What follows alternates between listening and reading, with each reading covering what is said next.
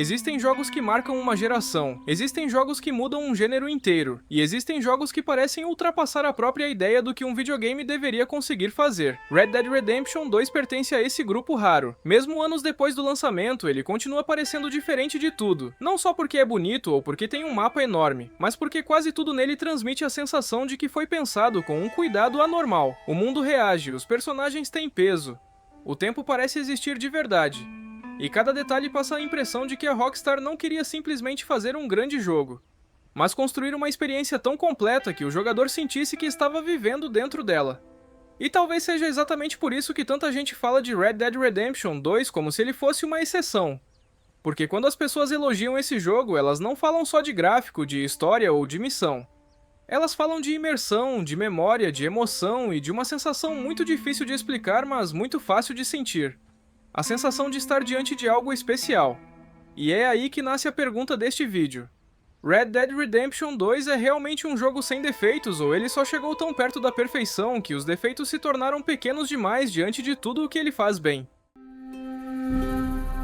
A primeira grande razão pela qual Red Dead Redemption 2 parece tão especial é simples de entender e quase impossível de reproduzir. O mundo dele não parece um cenário montado para o jogador. Ele parece um lugar que continuaria funcionando mesmo se você largasse o controle. Em muitos jogos de mundo aberto, o mapa existe para servir a sua diversão. Tudo gira em torno do seu personagem, tudo espera a sua ação, tudo parece estar parado até que você chegue. Em Red Dead Redemption 2, a sensação é outra. Você não sente que o mundo foi criado para você, você sente que foi colocado dentro dele. É por isso que tanta gente se impressiona não com uma grande explosão ou com uma grande missão, mas com pequenas coisas. A forma como um animal foge, como outro caça, como um NPC te responde. Como uma cidade acorda, como uma tempestade muda a paisagem, como o barro marca a roupa. Como a barba cresce e como o acampamento parece ter vida própria. Separadamente, cada uma dessas coisas poderia soar como detalhe. Mas juntas, elas formam algo maior. Coerência. E a coerência é o que transforma um mapa bonito em um mundo convincente. A Rockstar não tentou impressionar só com tamanho. Ela tentou construir presença. E conseguiu. Se Red Dead Redemption 2 fosse só um mundo absurdo de detalhado, ele já seria um marco técnico. Mas não seria uma obra-prima emocional. O que leva esse jogo para outro nível é Arthur Morgan. Porque Arthur não foi escrito para ser um herói idealizado, nem um protagonista estiloso que só existe para parecer forte. Ele foi escrito como um homem em conflito, como alguém moldado por violência, lealdade, culpa e desgaste. E essa escolha muda tudo. Em vez de controlar um personagem que parece inalcançável, o jogador acompanha alguém profundamente humano. Arthur começa o jogo como um fora da lei que vive segundo códigos duros, preso a uma gangue, obedecendo um líder que ele admira e repetindo uma vida que por muito tempo pareceu a única possível. Só que ao longo da história, a Rockstar faz algo raro. Ela não transforma Arthur em um grande personagem por meio de discursos grandiosos ou viradas artificiais, mas por meio de desgaste, convivência, reflexão e dor. Você vê esse homem mudando aos poucos. E essa mudança não acontece só nas cutscenes, mas no jeito como o mundo pesa sobre ele, no jeito como ele passa a enxergar os outros. No jeito como ele começa a se perguntar se ainda existe algum espaço para redenção dentro de alguém como ele. É por isso que Arthur Morgan não é só lembrado como protagonista, ele é lembrado como pessoa. Existe um ponto em que Red Dead Redemption 2 para de ser percebido apenas como um western grandioso e começa a se revelar como uma tragédia em câmera lenta. E essa talvez seja uma das maiores forças do jogo. A Rockstar não constrói a queda da gangue Van der Linde de forma repentina, como um choque barato. Ela faz algo melhor. Ela deixa você sentir as rachaduras antes do colapso. Dutch vai se tornando menos confiável. Micah vai contaminando tudo à sua volta. Os planos começam a dar errado. A paranoia cresce. E aquele sentimento de família vai sendo corroído pouco a pouco até virar ruína. O grande mérito aqui é que a gangue não parece apenas um grupo de personagens roteirizados para cumprir função. Ela parece uma comunidade, com seus vínculos, suas tensões, suas histórias e suas ilusões. Por isso a queda funciona tão bem, porque você não sente que está vendo uma facção fracassar, você sente que está vendo um lar apodrecer por dentro. A Rockstar pega um grupo que no começo transmite união e sobrevivência e o transforma aos poucos em um espaço de desconfiança, medo e inevitabilidade. E quando o jogador percebe que aquilo não vai terminar bem, já é tarde demais. Ele já está emocionalmente comprometido com aquela queda. poucos jogos conseguem fazer o jogador lembrar do final não como clímax de gameplay, mas como lembrança emocional. O final de Arthur Morgan faz exatamente isso. E talvez esse seja o momento em que Red Dead Redemption 2 deixa de ser apenas um jogo excelente e entra definitivamente na memória de quem jogou.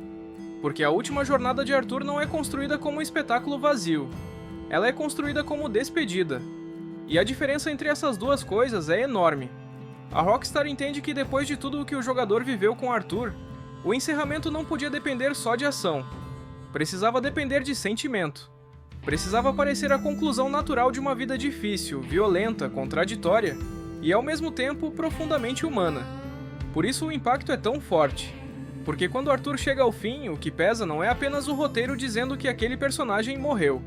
O que pesa é todo o caminho que veio antes. O jogador não reage só ao evento, ele reage à trajetória.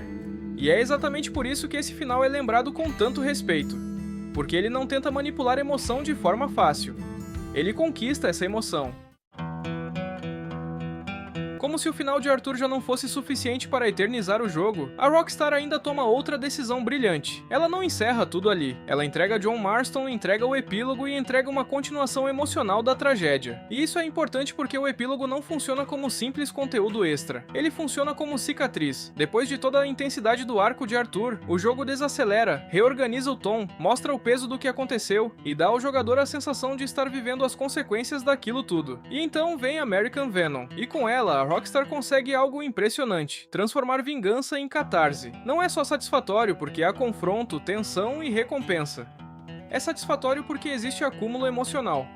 O jogador não chega nessa missão apenas querendo vencer alguém. Ele chega querendo resolver uma ferida que a história deixou aberta. Por isso ela funciona tão bem. Porque ela não é só uma missão memorável. Ela é a liberação de tudo aquilo que o jogo vinha segurando dentro de você.